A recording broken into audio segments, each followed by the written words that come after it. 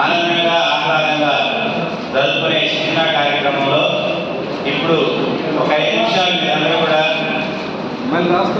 నవ్వుకుంటూ ఆనందంగా కాలం గడపాలని, నవ్వితే హ్యాపీ, నవ్వకపోతే బీపీ. నవ్వేవాడు యోగి, నవ్వించేవాడు రోగి, నవ్వలేనివాడు రోగి.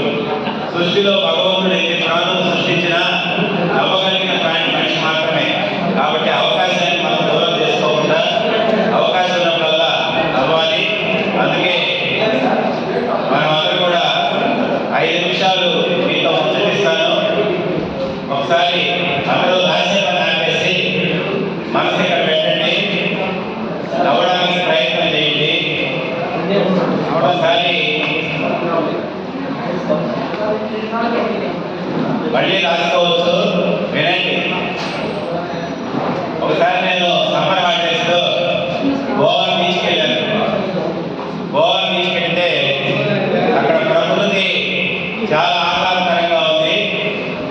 ఒక వ్యక్తి ఆనందంగా ప్రకృతిని అంతా తిలకిస్తున్నాడు, ఎంతో ముచ్చటగా. ఆయన ఇంగ్లీష్ రాదు, తెలుగు మాత్రమే వచ్చు.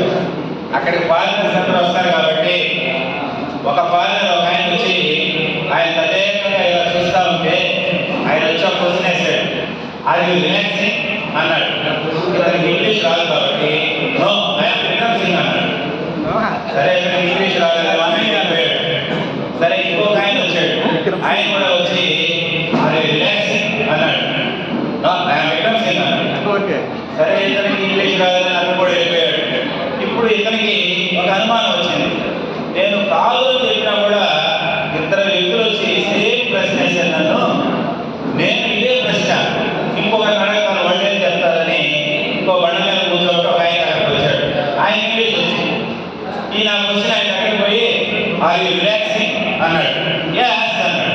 చంపకు మళ్ళీ లాగి చోటేసి నీ కోసం ఇందాక ఇద్దరు తిరుగుతూ ఉండాలి కదా. తర్వాత ఇక్కడ అధికారులు లేదు కాబట్టి ఒక చిన్న జోక్. నేను హై స్కూల్కి పోయిన తర్వాత 6th క్లాస్లో అప్పుడే రీఓపెనింగ్ అయ్యి 3 రోజులైంది. 8 ఎలిమెంటరీ స్కూల్ నుంచి అక్కడికి పిల్లలందరూ వచ్చున్నారు. గందరగోళంగా కంట్రోల్ లేదు, పట్టుకొని వస్తున్నారు. ఉన్నటువంటి డిఓ గారు విజయ్కి వచ్చారు. ఆయన నేరుగా 6th క్లాస్లోకి వచ్చేసారు. డిఓ గారు 6th క్లాస్లోకి వెళ్ళాడని హెచ్ఎం గారికి తెలిసిపోయింది. హెచ్ఎం గారు వెంటనే ఆయన డిఓ గారి ఇంగ్లీషు చాలా బాగొచ్చు, ఏమాత్రం గ్రామర్ మిస్టేక్ ఉన్నా పట్టేస్తాడు, ఇప్పుడు ఏం జరుగుతుందో క్లాస్ అని ఆ కిటికీ దగ్గరకు వచ్చి చూస్తున్నాడు హెచ్ఎం గారు. క్లాస్లో సన్నివేశం ఎలా ఉందంటే పిల్లలందరూ ఘోరంగా ఉంది, ఎవరు కంట్రోల్ కాలే. ఆ మాస్టర్ యొక్క మాట ఎలా ఉందంటే ఒకే don't nice don't nice don't nice ఒకటే ఆయన వాడేది, బాగా ఆడలేదు. డిఓ గారు చిరాకు పరాగ్గా ఉన్నాడు, సీరియస్గా అటు తిరుగుతున్నాడు. ఏంటిది క్లాస్ ఇలా ఉంది అని ఏం మాట్లాడకుండా తిరుగుతున్నాడు. ఈ సన్నివేశాన్ని హెచ్ఎం గారికి చూశాడు. మన మాస్టర్ కొడుకులో కాల్ చేశాడు. డోంట్ మేక్ నాయిస్ అంటున్నాడు. డోంట్ మేక్ నాయిస్ కదా అనాలి, డోంట్ నాయిస్ అంటున్నాడు. మధ్యలో మేక్ అనే పదం మర్చిపోయాడు. ఈ దాన్ని మన డిఓ మర్చి పెడితే మన పరువు పోతుంది, గ్రామర్ కాదని వెంటనే డిఓ గారు బస్సు కట్టకుండా ఆ మాస్టర్కి ఆ ముఖాన్ని ఇచ్చారు, లోపలికి వచ్చేసాడు. వచ్చేసి డిఓ గారు తిరుగుతున్నాడు. సార్ మాస్టర్ డిఓ గారు ఇలా కూర్చోండి, ఈ దగ్గర మధ్యలో లేదు పెట్టు. డిఓ గారు ఇలా కూర్చోండి, మధ్యలో లేదు పెట్టారు. డిఓ గారు కూర్చోండి, మధ్యలో లేదు పెట్టు. డిఓ గారికి అనుమానం వచ్చింది, నన్నే వాడు కూర్చోబెట్టాడు, ఏడుకి మధ్యలో లేదు పెట్టమంటాడు. ఏదో చేసేటట్టు అయ్యాడని నేను పైకి స్కూల్ విజిట్ చేయాలని అలాగే ఒకసారి నేను తిరుపతికి వెళ్ళాలి అనేసి మా ఫ్యామిలీతో బస్ స్టాండ్కి వచ్చాము. ఎంతసేపు చూసినా కూడా ఎక్స్ప్రెస్ బస్సు రాలేదు. ఒకటి మామూలు ఆర్డినరీ బస్సు వచ్చింది. ఇంకా లేట్ అయిపోతుందేమో అనేసి ఎక్కేసాం బస్సు. ఎక్కిన తర్వాత అది జనరల్గా అన్ని పల్లెలు ఆగుతుంది కాబట్టి వెంకటాచలం రాగానే కండక్టర్ గారు వెంకటాచలం దిగండి, వెంకటాచలం దిగండి, వెంకటాచలం 3 సార్లు వచ్చాడు. ఆయన ఎక్కడ చెప్పారు, ఎవరో పెద్ద ఆయన పల్లెటూరు ఆయన పంచలు కొడుకులు గబగబా దిగేశాడు. వాళ్ళ మరి ఆ పక్క డ్రైవర్ హ్యాండ్ సీట్లో ఉంది. ఇదే మందుగా అని అడిగింది గట్టిగా. ఆ పెద్ద ఆయనకి కండక్టర్ చెప్పింది దిగమని అని అన్నాడు. కండక్టర్ కోపం వచ్చింది. ఎప్పుడు చెప్పానా నేను దిగమని నేనా అన్నాడు. ఓ పెద్ద మనిషి బస్సులో వాళ్ళందరూ ఇలా వెంకటాచలం దిగండి వెంకటాచలం దిగండి నన్ను అరవా అదే వెంకటాచలం అలాగే ఇద్దరు దంపతులు మాట్లాడుకుంటున్నారు. భార్య అంటున్నారు, ఏమండి ఆ పక్కింట్లో భార్య భర్తలు గొడవ పడతా ఉన్నారు, అరగంట నుంచి ఒకటే అరుచుకుంటున్నారు, ఒకసారి మీరు అలా వెళ్ళి రావచ్చు కదా అని అన్నది. ఇప్పుడు ఒకసారి వెళ్ళొచ్చినందుకు అక్కడ గొడవ వదిలేదు అన్నాడు. అలాగే ఈ మధ్య నెల్లూరులో పోలీస్ కానిస్టేబుల్ సెలక్షన్స్ జరిగాయి. చాలా కష్టం మీద ఒక ఉద్యోగానికి 100 మంది వెళ్ళారు. అలాంటి పోటీలో ఒక కుర్రాడు తట్టుకొని గెలిచి ఉద్యోగానికి పొందాడు ట్రాఫిక్ కానిస్టేబుల్గా.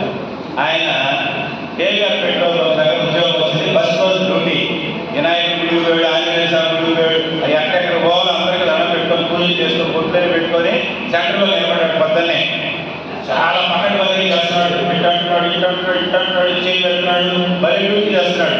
మధ్యాహ్నం 1 గంట అయింది. ఆ సమయంలో ఒక 60 ఏళ్ల ఆవిడ స్కూటీ చేసుకొని ఈయన సిగ్నల్స్ పెట్టించుకోకుండా చూరులో నిలిపింది.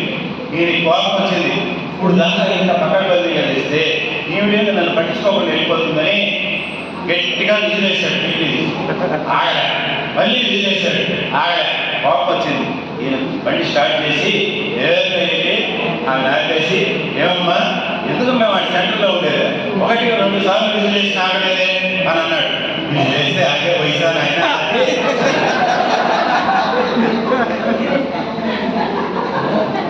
ఇప్పుడు ఎండాకాలం సెలవులు వచ్చేసాయి, మామిడి పళ్ళు విపరీతంగా ఉన్నాయి. అందరికీ నాలుక దగ్గర రుచుల్లో పగిన పళ్ళు వచ్చి అందరూ పని తింటున్నారు. ఒక 3వ తరగతి పిల్లవాడికి మామిడి పళ్ళు తినాలనే కోరిక వచ్చింది. కానీ తన దగ్గర డబ్బులు లేవు. ఆ వయసులో తినాలనే కోరిక ఉంది. ఎలాగోలాగా అది పల్లెటూరు కాబట్టి ఆ తోటలోకి వెళ్ళి చెట్టు మీద ఎక్కి దొంగతనంగా కాయ కోసుకుంటున్నాడు. అక్కడ తోటమాలి వెంటనే చూశాడు, పసిగట్టాడు. బడికి పోతున్నావు, దొంగతనం చేయకూడదని నీకు తెలీదా? సిక్కులేదు, నీకు చదువుకుంటున్నావు. మళ్ళా మీ నాయన పెద్ద మనిషి, మీ నాయన పరువు గంగలో కట్టావు కదరా, దిగో మీ నాయన దగ్గర తీసుకుపోయి ఎంత తేలస్తా అన్నాడు. ఏడకో తీసుకుపోయేది. మా నాయన అవతల చెట్టు మీద ఉన్నాడు చూడాలి. అలాగే బ్యాంక్ మేనేజర్ గారు ఆ ఊళ్ళో మండల పరిధిలో అందరికీ చాలా మందికి ఆర్థికంగా డెవలప్ కావాలని రోజు ఇచ్చాడు. ఈ రోజులన్నీ సద్వినియోగం ఉన్నాయా లేదా అని ఒకసారి అందరితో సమీక్షా సమావేశం లాంటి హాల్లో పిలిచాడు. అందరినీ లబ్ధిదారులు అందరూ వచ్చి కూర్చున్నారు. కూర్చున్న తర్వాత ఒక్కొక్కరు వచ్చి మీరు తీసుకున్న లోన్కి ఏం చేస్తున్నారో చెప్పాలన్నాడు. ఒక ఆయన వచ్చాడు, సరే మీరు ఇచ్చే డబ్బులతో నేను మల్లెపూలు వ్యాపారం పెట్టుకున్నాను సార్, మల్లెపూలు తీసుకుంటున్నాను సార్, వెరీ గుడ్, మంచి పని చేస్తున్నాను అన్నాడు. తర్వాత ఇంకొక ఆయన వచ్చాడు, అయ్యారంటే మీరు ఇచ్చే డబ్బులతో దేవుడి పట్టాలు వ్యాపారం పెట్టుకున్నాను సార్, పది పట్టణంలో కావాలి తీసుకోవడం, వెరీ గుడ్. ఇంకొక వచ్చింది, సరే మీరు ఇచ్చే డబ్బులతో పందులు వ్యాపారం పెట్టారు సార్, 10 పైసలు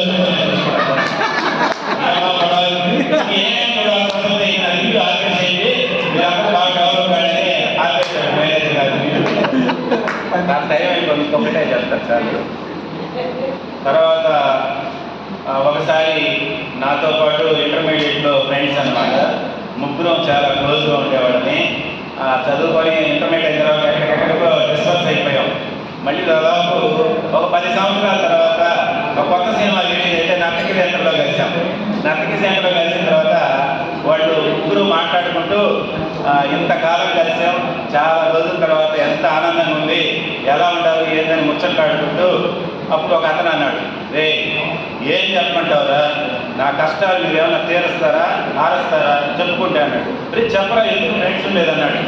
నేను పలానూరులో పెళ్లి చేసుకున్నానా, నా భార్య ప్రెగ్నెంట్గా ఉన్నప్పుడు ఇద్దరు మిత్రులు సినిమా సీడీలో వేశాను ఇంట్లో, ఒకటేసారి ఇద్దరు కానీ కావుకాయల వాళ్ళిద్దరితో చచ్చిపోతున్నా. నేను రేపు నిద్రలేదు, ఒకటి మంచి ఒకటి ఆడుతూనే ఉంటాడు.